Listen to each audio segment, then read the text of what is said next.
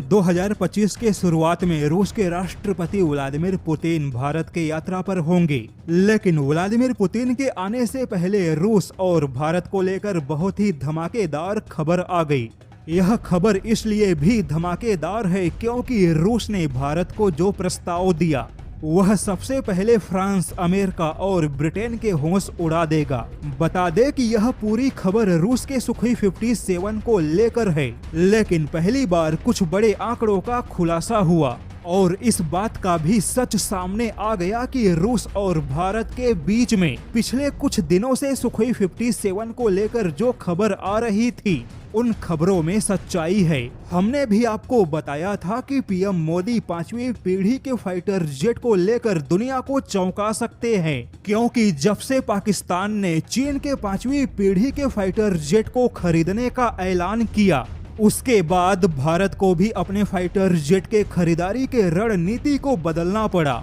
बता दें कि जर्मनी ने भी अनुमान लगाया था कि रूस और भारत के बीच में सुखोई 57 फाइटर जेट को लेकर जरूर कोई बातचीत चल रही है, लेकिन अब तो व्लादिमीर पुतिन के भारत आने से पहले खबर आ गई कि व्लादिमीर पुतिन अपने भारत यात्रा के दौरान पीएम मोदी के सामने भारत के लिए कम से कम 60 या 70 सुखोई 57 फाइटर जेट का प्रस्ताव देंगे। लेकिन व्लादिमीर पुतिन का यह प्रस्ताव कोई सामान्य प्रस्ताव नहीं होगा, क्योंकि रूसी मीडिया के मुताबिक भारत को राफेल फाइटर जेट के आधे कीमत पे सुखोई 57 का प्रस्ताव मिलेगा। रूस का दावा है कि पिछले 10 सालों में राफेल की कीमत सीधे डबल हो गई, लेकिन रूस यहां पर भारत को पुराने कीमत पर ही सुखोई 57 फाइटर जेट का प्रस्ताव देगा। वहीं भारत को दिया जाने वाला यह प्रस्ताव AL-51 इंजन के साथ होगा, यानी कि रूस यहां पर इंजन से जुड़े भारत के सभी शंकाओं का समाधान करेगा।